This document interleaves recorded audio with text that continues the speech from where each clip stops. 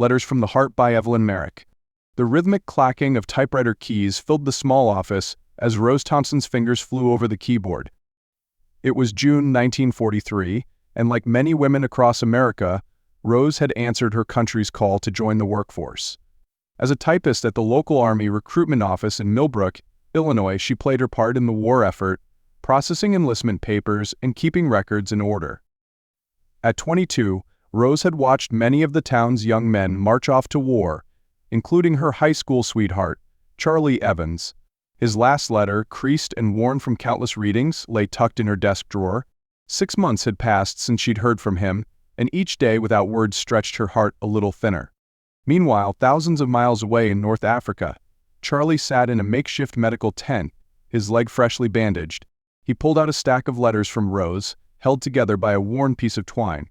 The paper had become soft from repeated readings, but her words remained a lifeline to home. "Dearest Charlie," he read for perhaps the 100th time, "spring has finally arrived in Millbrook. The Victory Garden in the town square is beginning to show signs of life. Miss Sanderson says her tomato seedlings are the strongest she's ever seen.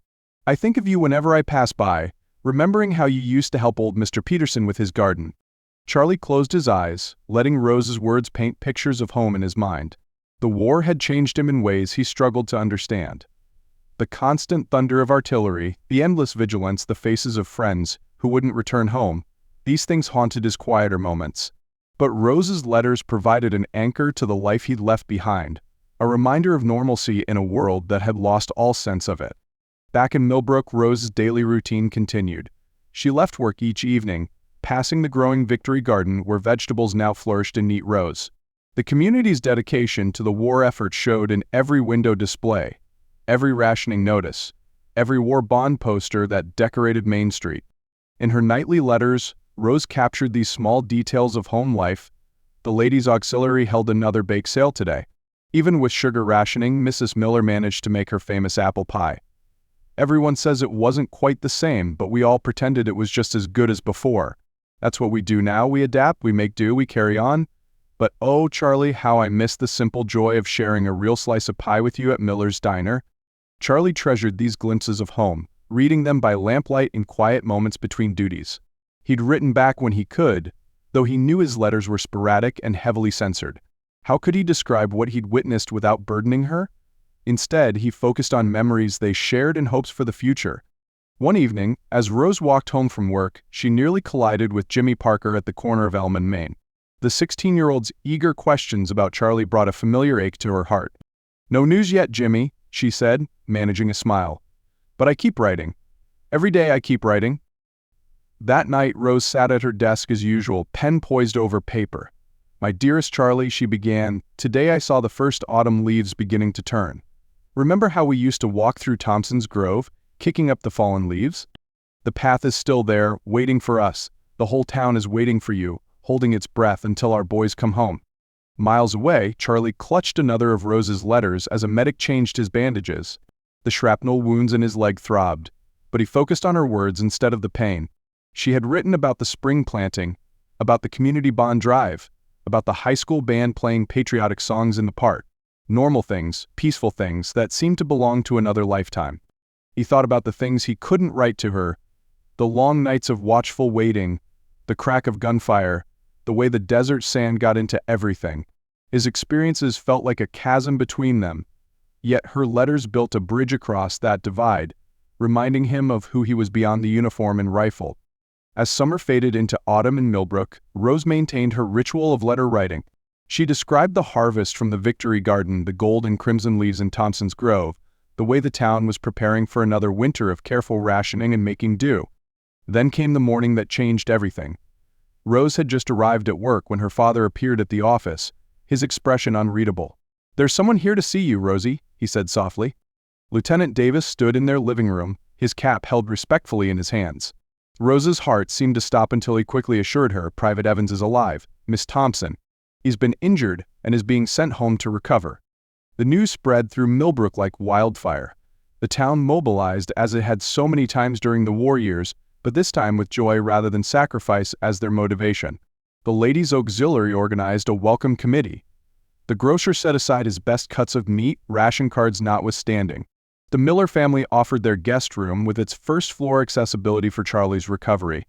On the day of Charlie's arrival, the train platform filled with familiar faces.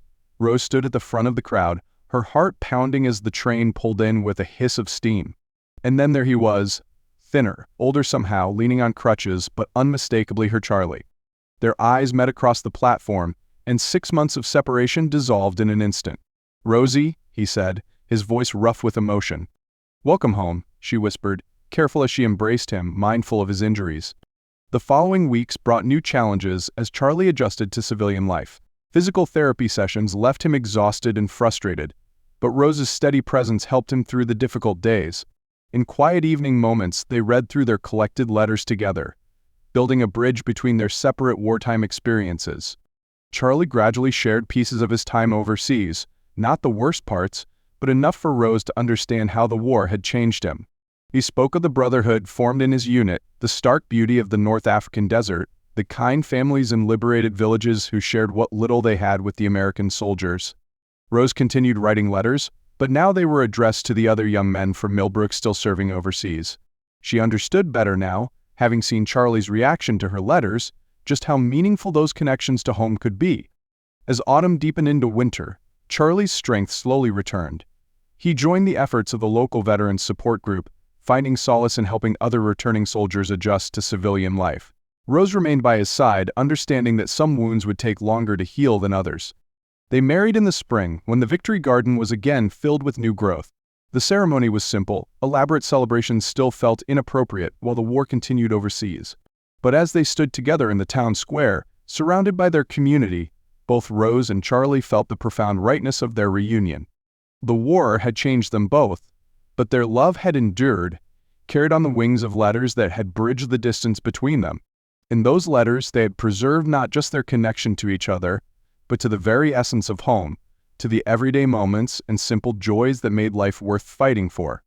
As they began their new life together, Rose kept her writing desk and stationery ready. There were still soldiers overseas who needed reminding of the peace and normalcy awaiting their return. And now, when she wrote of hope and resilience, her words carried the deeper wisdom of one who had witnessed the power of love to heal the wounds of war. In Millbrook, as in countless towns across America, life continued its steady rhythm. The Victory Garden flourished, the war bond drives continued, and the community remained united in its support for the troops still serving. But now there was also the evidence of healing in Charlie's strengthening step, in the warmth of his smile, and in the enduring power of letters written from the heart.